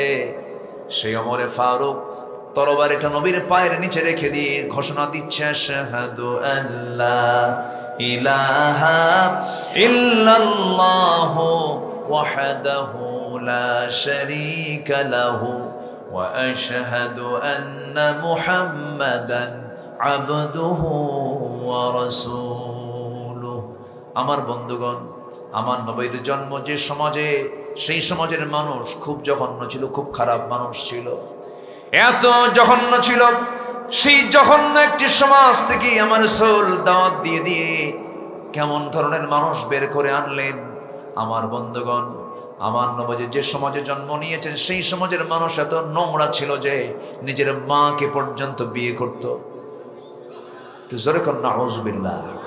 নিজের মা, বাবা সৎ মাকে তালাক দিয়েছে, বাবা সৎ মাকে তালাক দিয়েছে, পরের দিন ছেলে গিয়ে সৎ মাকে বিয়ে করে আনতেছে। এত নোংরা ছিল, এত জঘন্য ছিল ওই সমাজের মানুষ। কাবাকে সামনে রেখে, কাবা শরীফ, কাবা ঘর, আল্লাহর ঘর কাবা, তাকে সামনে রেখে উলঙ্গ হয়ে তারা তওয়াফ করত, সবে উলঙ্গ হয়ে যেত। এত নোংরা সেই যুগের মানুষগুলো ছিল। আর সেই নোংরা সমাজ থেকে আমার নবীজি কি দাওয়াত দিলেন, কি পদ্ধতি অবলম্বন করলেন যে বের করে আনলেন আবু বকরকে, ওমরকে, ওসমানকে, আলীর মতো এই সমস্ত লোকগুলোকে সেই জাহেলি সমাজ থেকে বের করে আনলেন। সুবহানাল্লাহ বলা যাবে না? যদি বলে সুবহানাল্লাহ। এক সাহাবী নবীর সামনে কান্দে। রাসূল বলেন, সাহাবী তুমি কান্দো কেন? শুধু অঝরে ঝরায় কাঁদতেছে কয়েকদিন ধরে। রাসূল বলছেন, তুমি কি দিন গ্রহণ করে ভুল করছো নাকি ঠকছো? কান্দো কেন? হুজুর আমি তো কাঁদতেছি ইসলাম গ্রহণের জন্য নয়, আমি কাঁদতেছি এমন একটা বিষয় আমার বারবার উকি মারছে আমার মনের ভিতরে, আমি এটাকে বাদ দিতে পারছি না। আমার সব গুনাহ মাফ হলে পারেও আমার মনে হয় এই গুনাহটা মাফ হবে না। রাসূল বললেন, তুমি কি গুনাহ করছো বলো তো? আমার নবীর সামনে সাহাবীটা সুন্দর করে বসে গেলেন। রাসূল তাকে সাহস জুগিয়ে বলেন, বলো তোমার কি হয়েছে বলো। সাহাবী কান্দে আর বলে, হুজুর আমার কোনোদিন মনে হয়নি আমি জাহেলি সমাজের মানুষ ছিলাম, এটা ডোন্ট কেয়ার, কিছু মনেই করিনি, কিন্তু দিন গ্রহণ করার পর একটা রাত আমার ঘুম হয় না একটা কারণে। কেন? নিজের হাতে আমার মেয়ে সন্তানকে আমি খুন করেছি। রাসূল বললেন, খুন কেমনে করলা বলো? হুজুর সন্তান আমার স্ত্রী গর্ভে। বললাম, যাও মার বাড়িতে যাও, সন্তান যদি ছেলে হয় নিয়ে আসবা, মেয়ে হলে পরে জীবন্ত পুঁতে হত্যা করে আমার কাছে চলে আসবা, মেয়ে সন্তানের চেহারা আমি দেখতে চাই না। পাঠায় দিলাম। বউ আমার সঙ্গে মিথ্যা কথা বলে সন্তানটা হয়েছে মেয়ে, কিন্তু মৃতর তথ্য দিয়ে সন্তানকে অন্য বাড়িতে রেখে ধীরে ধীরে বড় করেছে। 6 বছর বয়স, কোনোদিন আমার চোখের সামনে ধরা পড়েনি, একদিন আমার চোখের সামনে ধরা পড়ে গেছে। আমার মতোই চোখ, আমার মতোই কপাল, আমার মতোই হাত পা। ইয়া রাসূলুল্লাহ সঙ্গে সঙ্গে সন্তানটার হাত চেপে ধরলাম, হাত চেপে ধরে টেনে স্ত্রীর সামনে হাজির করে বললাম, স্ত্রী সত্যি করে বলো সন্তানটা কার? বডি ল্যাঙ্গুয়েজ, টাং ল্যাঙ্গুয়েজ প্রমাণ করে দিল। বউটা কান্দে আর বলে, স্বামী আমার, আমাদের সন্তানের তথ্য কতক্ষণ গোপন করব, সন্তান তো আমাদের ঔরস থেকে এসেছে। ভিতরে ভিতরে আমি চরম খেপে গেলাম, রেগে গেলাম, কিচ্ছু বললাম না, মুখে প্রকাশ করলাম না, হাসির অভিনয় করলাম, সন্তানটাকে কোলের মধ্যে নিলাম, চুমু দিলাম, স্নেহ দিলাম, আদর করে বললাম, মা রে, তোর সঙ্গে আমার আগে দেখা হয় নাই, কেমন দুঃখ রয়ে গেল। মেয়েটা আমার বুকের মধ্যে ধরে আমার দাড়িটা টান মারে, আমার কপালে চুমু খায়, আমাকে আদর করে। আমি আমার মেয়েকে একদম মনের মধ্যে তুলে নিলাম, কিন্তু আমার মনটা এত বড় পাষাণ, মেয়েটা বোঝে নাই। অভিনয় করে কাছে টেনে নিয়ে এবার মেয়েকে বলছি, মা কালকে সকালবেলা আমি তোমাকে কিন্তু তোমার নানির বাড়িতে একসঙ্গে নিয়ে যাব, যাবে নাকি? মেয়েটা হুজুর এত সুন্দর মুস্কান দিয়ে আমাকে জড়িয়ে ধরে বলছে, বাবা তুমি আগে আমাকে পরিচয় দাও নাই কেন? তুমি এমন করেছিলে কেন? মেয়েটাকে সম্পূর্ণ বিশ্বাসের জায়গায় পৌঁছে নিয়ে গেলাম। পরের দিন বউটাকে বললাম, বউ সাজিয়ে দাও, গুছিয়ে দাও, ওকে নানির বাড়ি নিয়ে যাব। রওনা করলাম। নানির বাড়ির দিকে রওনা না দিয়ে আমি জঙ্গলের দিকে রওনা দিলাম। মেয়েটার মুখ ছোট হয়ে গেল। মেয়েটা বলছে, বাবা নানির বাড়ি যাবা, তুমি এই দিকে যাও কেন? কিচ্ছু বললাম না। জঙ্গল পার হয়ে গেলাম। জঙ্গল পার হওয়ার পর আমি যখন সামনের দিকে ফাঁকা জায়গায় যখন কোদালটা হাতের মধ্যে নিলাম, মেয়েটার মুখ ছোট হয়ে গেল। কোদাল দিয়ে গর্ত খনন শুরু করে দিলাম। মেয়েটা বারবার বলছে, বাবা নানির বাড়ি কখন যাবে? তুমি তো আমাকে কিচ্ছু বলো না। কিচ্ছু বললাম না। গর্ত খনন করি হুজুর। আমি যখন কোদাল দিয়ে গর্ত খনন করি, মাটির সিটকে সে আমার দাড়ির ভিতরে ঢুকে যায়। সেই দাড়িগুলো সাফ করার জন্য মেয়েটা দৌড়ে এসে আমার কাছাকাছি এসে 5টা আঙ্গুল দিয়ে দাড়ির মধ্যে নখ ঢুকায় আমার ময়লাগুলো সাফ করে দেয়। দাড়ি গামছা দিয়া ঘামগুলো ঝরে, ঘামগুলো আমার গামছা দিয়া আমার মেয়েটা সুন্দর করে আমার ঘামগুলো মুছে মুছে দেয়। আর বলে, বাবা গর্ত খনন কেন করছো? তখন তুমি নানির বাড়ি যাবা। কিচ্ছু বললাম না। গর্ত খনন যখন শেষ হয়ে গেল হুজুর, মেয়েটাকে বললাম, মা দেখো তো গর্ত খনন কেমন হয়েছে। আমার মেয়েটা সরল মনে মুস্কি একটা হাসি মেরে গর্তের কাছাকাছি চলে আসলো হুজুর। আমার মেয়েটা উকি মেরে যখন একটু নিচু হয়ে যখন গর্তের ভিতরের সাইডটা যখন দেখতে নিয়েছে, আমি চট করে পিছন দিকে আসলাম। চক্ষু বন্ধ করে পিছন দিকে এমন জোরে ধাক্কা মারলাম, এক ধাক্কায় মেয়েটা গর্তের মধ্যে পড়ে গেল। উপর হয়ে পড়ে থাকলো কিছুক্ষণ। চিত হয়ে দুইটা হাত এক জায়গায় করে বলছে, আব্বা বুঝতে পেরেছি মার কথাটাই সত্য হয়ে গেছে। তুমি আজকে আমাকে এখানে মারার জন্য নিয়ে এসেছো বাবা। আজকে তুমি আমাকে মেরেই ফেলবে, কিন্তু শেষবারের মতো আমি তোমার মেয়ে হয়ে একটা আবদার তোমার কাছে করবো বাবা। আমি তোমার কাছে আজকে একটা বারের মতো প্রাণ ভিক্ষা চাই, আমার একটা বার বাঁচায় দাও। আমি তোমার কাছে ওয়াদা করলাম, এই অবহেলিত চেহারা আমি তোমার সামনে মৃত্যু আর কোনোদিন দেখাবো না। বারবার আমি আমার মেয়ের দিকে তাকালাম, কিন্তু আমার এই পাষাণ হৃদয়ে মায়া দয়া হলো না। বারবার বলতেছে, কিন্তু দিলটা নরম হলো না। শিরকিয়াতের কারণে, জাহালাতের কারণে হাতের মধ্যে পাথর নিলাম। পাথর নিয়ে চোখ বন্ধ করে সন্তানটার কলিজা বরাবর যখন পাথর দিয়ে যখন ফিকা মারলাম, বুক বরাবর গিয়ে ছিটকে পড়লো। আমাদের যৌবন টকবক করে, আমরা যৌবনে পদার্পণ হয়েছে। আপনার মেয়েকে এই গ্রাম থেকে যদি আপনি বাইরে যেতে বলেন, বোরকা ছাড়া বের হওয়ার কোনো সুযোগ নাই। একদম পুরো আলটিমেটাম দিয়ে দিবা, ঠিক কিনা বলেন? এখন ওপেন দাওয়াত দিতে হবে। আপনার গ্রামের মাতব্বর নামাজ পড়ে না, আপনি বলবেন আপনি মাতব্বরে থাকেন, সমস্যা নেই, কিন্তু নামাজ পড়তে হবে। নামাজ যদি না পড়ে সোজা বলে ফেলতে হবে, যুবক নামাজ আপনার ভিতরে নাই, আপনার মাতব্বরে আমরা মানি না। কি কথা ক্লিয়ার? কথা ক্লিয়ার? এরকম করে তা'মুরুনা বিল মা'রুফ ওয়া তানহাউনা আনিল মুনকার, সৎ কাজের আদেশ এবং অসৎ কাজের বাধা আমাদের দেওয়ার দরকার আছে না নাই? আসতে বলবেন না, আছে না নাই? আমি কি আলোচনা শেষ করে দেব? আলোচনা চালাবো? দুই একজন করে ওঠার চান্স নিচ্ছেন, কিন্তু শেষ করে দেব নাকি?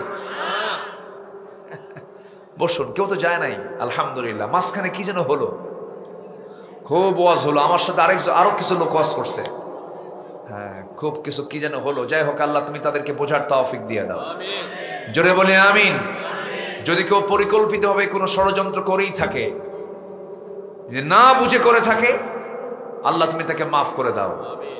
আর যদি মুনাফিকি চাললে যদি কিছু করে থাকে, কোরআনের গজব ওর উপরে নাযিল হবে, কি ঠিক কিনা? কোরআনের সঙ্গে যারা বেয়াদবি করে, ওর চেয়ে বড় বেয়াদব আছে? আমার দিকে তাকান। নাম্বার 1 বলেছি, দাওয়াত দেব আমরা নবীর মতো, জোরে বলি ইনশাআল্লাহ, জোরে বলি ইনশাআল্লাহ। দাওয়াত দিতে গেলে রাগ দরকার না ধৈর্য দরকার? বলেন কি দরকার? ধৈর্য দরকার। রাসূল মার খান নাই? কেমন মার খেয়েছেন? আরে কত মার খেয়েছেন কে না জানেন, প্রচুর মার খেয়েছেন, কিন্তু নবীজির ধৈর্য ছিল কম না বেশি? রাসূল হাসি মুখে বরণ করে নিয়ে বলেছেন, ওরা বোঝে নাই, আমি ওদেরকে মাফ করে দিলাম। জোরে বলে সুবহানাল্লাহ। অনেক লম্বা লম্বা কথা আছে। আমাকে কমিটি অনেক আগেই বলেছিলেন যে হুজুর একটু মাঠের কালেকশনটা নিলে একটু ভালো হয়। এখানে একটা কবরস্থান করা হয়েছে, 6% মাটি, সেখানে সবার জন্য উন্মুক্ত কবর, যেন সেখানে কবর দেওয়া যায়, এরকম একটা ব্যবস্থা তারা করেছেন। এই মাহফিল কমিটির কি নাম? যুব উন্নয়ন ক্লাব। তারা এই সিদ্ধান্ত নিয়েছেন, কিনেছেন তারা। শুধু 50,000 টাকা বাদ আছে, তাহলে তারা এটা ফিল আপ করে এই জমিওয়ালাকে আজকে তারা চেক দিয়ে দিবেন। এই চেক তারা হাতে নিয়ে আছেন। তো 50,000 টাকার একটা ঘাটতি মাহফিল কমিটি ফিল করছে ওই কবরস্থানকে কেন্দ্র করে। এবং আমি আমার সাথে আমরা একসঙ্গে রাতের ডিনারটা সেরেছি, রাতের খাবারটা আমরা খেয়েছি। আমাদের জহির ভাই আছেন, জহির ভাই তিনি আমাদের ডান পাশে বসে আছেন। তিনি গত বছরও তিনি কিছু দান করেছেন। আমার মনে হয় জহির ভাই এই যে গ্যাপটা আছে উনি পূরণটা করে দিবেন। কি মনে করেন আপনারা? পারবেন না ইনশাআল্লাহ? উনি রাজি হয়ে গেছেন। জোরে বলি আলহামদুলিল্লাহ, জোরে বলি আলহামদুলিল্লাহ। আল্লাহ কবুল করুন, জোরে বলি আমিন। তো এখন একটু চাদর দেব আমি। চাদরে আমরা যে যা পারি কম বেশি আমরা একটু দেওয়ার চেষ্টা করব। শীতের রাত তো, আমি আগে বলিনি কেন যে উঠেই তো বলা যায় না। আমি এই পয়েন্টগুলো শেষ করতে চাচ্ছিলাম, কিন্তু বারবার আমার কাছে চিরকুট আসতেছে। সমস্যা নাই, একটু চাদর যাবে, ব্যাগ যাবে। যদি আপনার কাছে যদি যায়, আমরা কি দেব না? একটু আল্লাহর পথে আমরা দেব না ইনশাআল্লাহ? কই চাদর কোথায়, ব্যাগ কোথায়? কিন্তু দ্রুত গতিতে যে যা পারি। একটা লোক উঠবেন না, যদি না দেন সমস্যা নাই, কিন্তু আপনি উঠবেন না। আমরা আলোচনার একটা ফিনিশিং দিয়ে আমরা শেষ করবো। জিকির করে সুবহানাল্লাহ।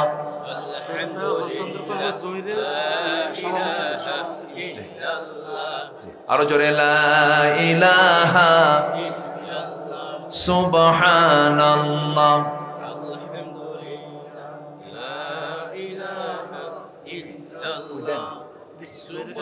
জহির ভাইকে দিয়েছেন? আচ্ছা আচ্ছা ঠিক আছে, সভাপতি সাহেবকে দিয়ে দিবেন ইনশাআল্লাহ। জি আলহামদুলিল্লাহ, সবার সামনে উনি দিয়ে দিবেন ইনশাআল্লাহ। চেকটা যেন সভাপতি সাহেব পেয়ে যান। আল্লাহ কবুল করে নিয়েছেন, বলি আলহামদুলিল্লাহ। কি সুন্দর, মাশাআল্লাহ মাশাআল্লাহ মাশাআল্লাহ। জি দেখেন ফয়সালা হয়ে গেছে, আল্লাহ ফয়সালা করে দিয়েছেন, বলি আলহামদুলিল্লাহ। আল্লাহ কবুল করে, জোরে বলি আমিন। মাঝখান দিয়ে আপনার দান যেন মিস না হয়। আবার সবাই দিয়ে দিবেন, কিন্তু যার হাত আছে তিনি দিবেন, যার হাত নাই দেওয়ার দরকার নাই। যার হাত আছে দিতে হবে। জিকির করে সুবহানাল্লাহ।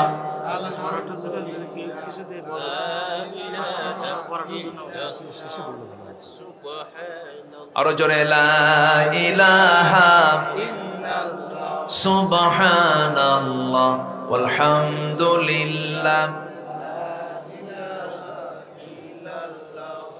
লা ইলাহা।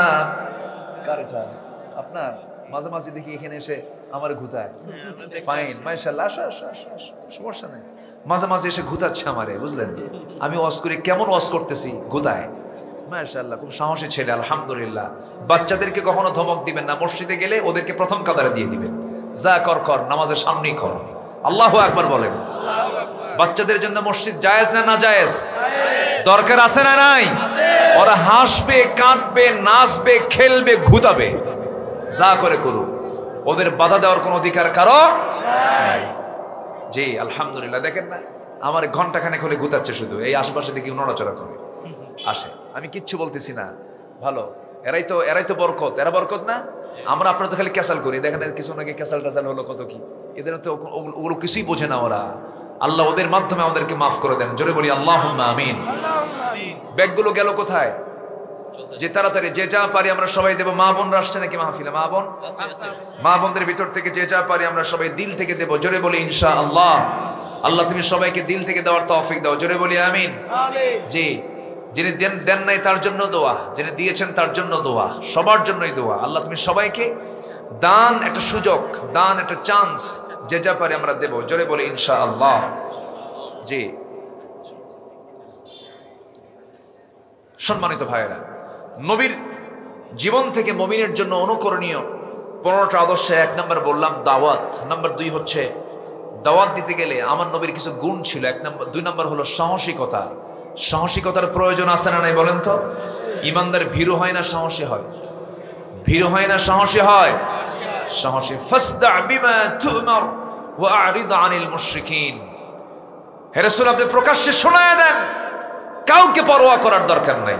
আল্লাহু আকবার বলেন। আল্লাহু আকবার। আমার নবীজি চুল পরিমাণ কখনো ভয় পান নাই, কোনদিন না, একটা বারের জন্য ঘাবড়ে যান নাই তিনি। যত বড় মুসিবত এসেছে, ধৈর্যের পিরামিড, সাহসের পিরামিড হয়ে সামনে দাঁড়ায় গেছে। বিজয় দিয়েছেন কে? বিজয় দিয়েছেন কে? জাবালে সূরের মধ্যে তিনি শুয়ে আছেন। সাইয়েদনা আবু বকর নিজের চিন্তা না করে রাসূলের চিন্তা করে কাঁদতে কাঁদতে অস্থির হয়ে যাচ্ছেন। রাসূল বলছেন, আবু বকর কান্দো কেন? হুজুর সব তো দেখে ফেললো, আপনারা মেরে ফেলবে। রাসূল মুস্কি হাসি মেরে বলছেন, আবু বকর এত চিন্তা করো কেন?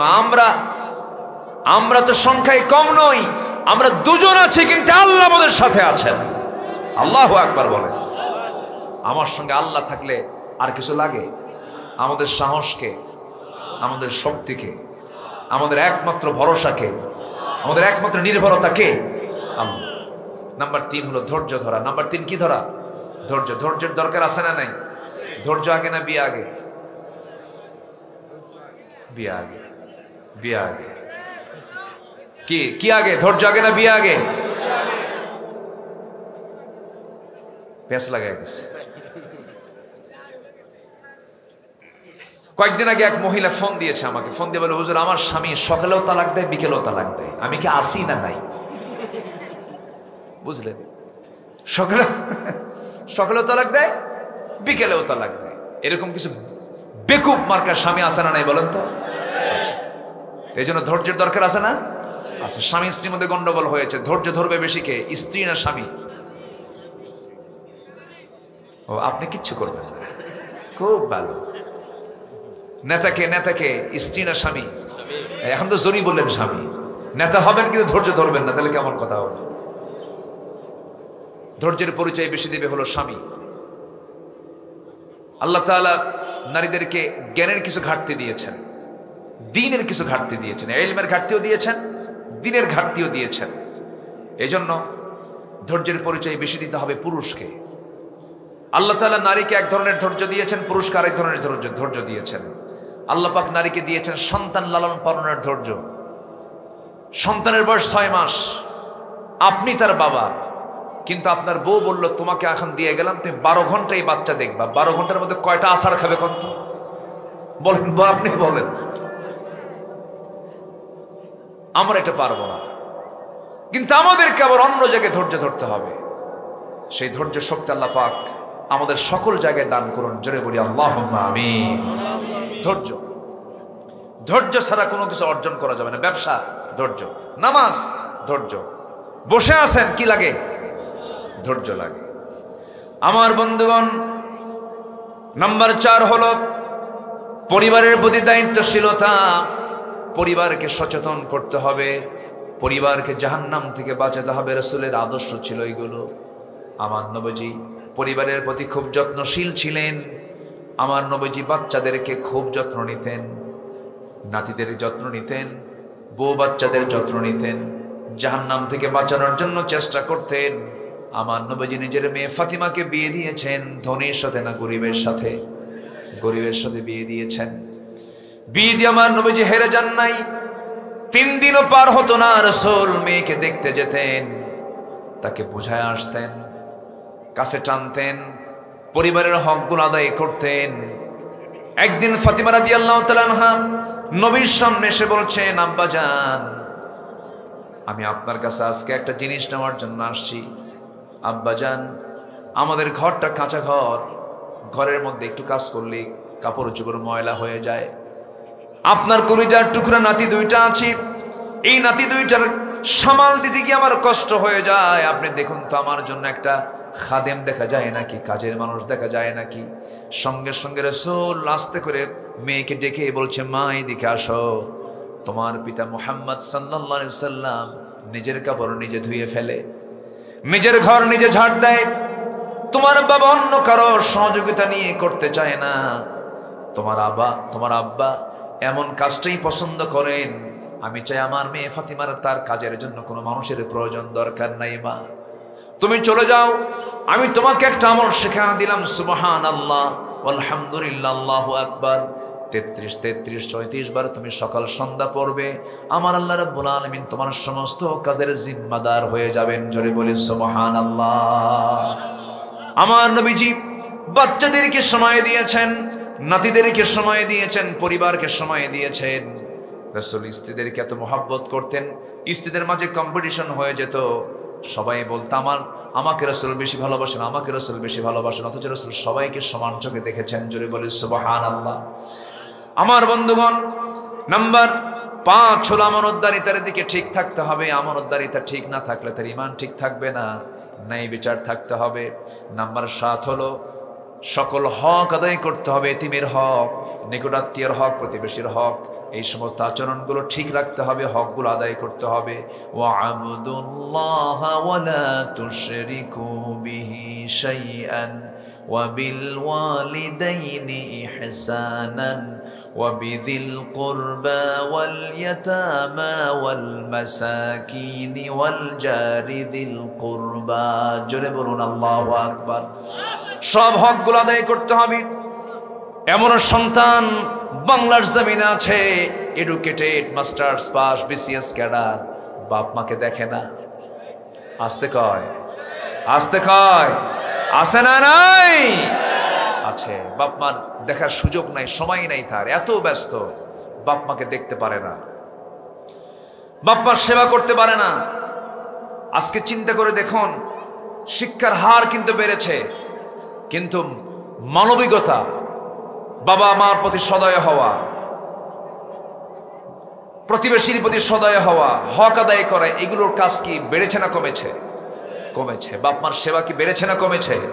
কমেছে। শিক্ষার হার কিন্তু বেড়েছে। শিক্ষিত লোকের মধ্যে আজকে তালাকের প্রবণতা বেশি। মূর্খ সমাজে কিন্তু তালাক নাই। তালাক আজকে কি? শিক্ষিত সমাজে আজকে তালাকের পরিমাণ বেশি, অশান্তি।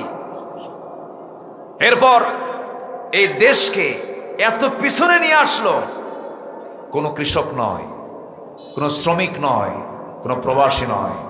প্রবাসী রেমিটেন্স দেশে এসেছে, দেশ আগায় দিয়েছে তারা। শ্রমিক শ্রম দিয়েছে, দেশ আগায় দিয়েছে তারা। অশিক্ষিত কৃষক কৃষিকাজ করে দেশকে আগায় দিয়েছে, কৃষক, শ্রমিক, প্রবাসী আগায় দিয়েছে। কিন্তু এই দেশের টাকা এই 16 বছরে প্রায় 11 লক্ষ কোটি টাকা দেশ থেকে পাচার করেছে কারা? কলমের খোঁচা দিয়া শিক্ষিত নামের কলঙ্ক কিছু বদমাইশ গুলো, ঠিক কিনা?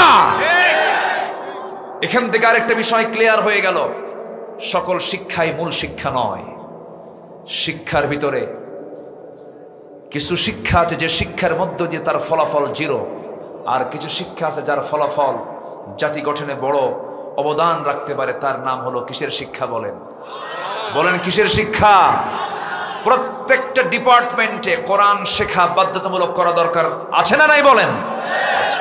সামনের দেশ আমরা সাজাতে যাচ্ছি, যেহেতু যুবকরা, তোমাদের দায়িত্ব হলো এই বিষয়টা তোমরা মাথায় নিয়ে নাও। নৈতিক চরিত্র গঠন করতে গেলে নৈতিকতার শিক্ষা ছাড়া নৈতিক চরিত্র কখনো ভালো হতে পারে না। মাকে ভাত দেয় না।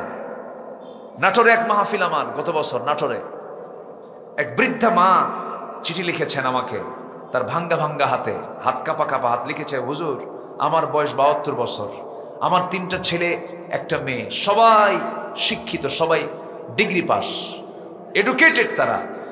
আমার মেয়েকে বিয়ে দিয়েছি, 3টা ছেলে বিয়ে করেছে, আমার ঘরের চতুর্পার্শ্বেই তাদের ঘর, আমি 72 বছর বয়সে একা রান্না করি, আমার ছেলে বউরা রান্না করে, সেই রান্নার গন্ধ আমার নাকে এসে ধাক্কা খায়। আছে না নাই? মাকে ভাগ করে নেয় 3 ভাই, আমার কাছে 3 দিন, তোর কাছে 3 দিন, ওর কাছে 3 দিন, ফকিরের মতো মা ঘুরে বেড়ায়। আসতে কোন কেন আসে না নাই বলেন তো? আসে না নাই? এগুলো কেন করো? যেই মা তুমি 3 ছেলে ছিলে, 3 ছেলে সহ গোটা পরিবারকে এক হাঁড়িতে খাওয়াইছেন, আর 3 সন্তান মিলে এক মাকে খাওয়াতে পারে না। আছে না? এগুলো কুলাঙ্গার, এগুলো কি সব কুলাঙ্গার। আল্লাহ তুমি বোঝার তৌফিক দিয়ে দাও। আরো জোরে আল্লাহুম্মা আমিন। আল্লাহ তুমি সবাইকে দিন মেনে চলার তৌফিক দিয়ে দাও, কোরআন মেনে চলার তৌফিক দিয়ে দাও। সবাইকে ফজর পড়বেন ইনশাআল্লাহ। নামাজ কি পড়ি সবাই? ইনশাআল্লাহ। নামাজ না পড়লে শাস্তি কি জানেন? আল্লাহর শাস্তি হলো শুধু জাহান্নাম দেব না, জাহান্নামের গর্তের মধ্যে ঢুকাবো। فخلف من بعدهم خلف اضاعوا الصلاة واتبعوا الشهوات فسوف يلقون غيا। নামাজ যারা পড়বেন আল্লাহ বলেন তাদেরকে আমি গাই নামক গর্তের মধ্যে ঢুকাবো। এত ভয়ঙ্কর শাস্তি হলো বেনামাজি। সে নামাজ আমরা আজকের থেকে ছাড়বো না। কারা কারা একটা হাত তুলে দেখান তো। এই যুব সমাজ, কেউ নামাজ বাদ দেওয়া যাবে না, কিন্তু বলি ইয়া আল্লাহ, আরো জোরে ইয়া আল্লাহ। আমাদেরকে 5 ওয়াক্ত সালাত আদায় করার তৌফিক তুমি আল্লাহ দিয়া দাও। জোরে বলি আমিন। হাত নামান। নামাজ মূলত 5 ওয়াক্ত না 6 ওয়াক্ত? বলেন, ভালো করে বলেন। 6 ওয়াক্ত নামাজ মূলত 6 ওয়াক্ত। কেন বললাম জানেন? ওমিনাল লাইলি ফাতাহাজ্জাদ বিহি নাফিলাতান লাকা আসা আন ইয়াবআসাকা রাব্বুকা মাকামান মাহমুদা। আমার নবীজি তাহাজ্জুদ বাদ দিতেন না। আল্লাহু আকবার। যার আগের পরের সব গুনাহ মাফ, মাসুম, নামাজ বাদ হতো না তার। রাতের আধারে নবীজি সেজদায় পড়ে যেতেন, ঘন্টার পরে ঘন্টা চলে যেত, নবীর চোখের পানি দিয়ে যায় নামাজ ভিজে যেত। নাসাই শরীফের হাদিস, আমার নবীজি যখন কাঁদতেন আওয়াজ হতো।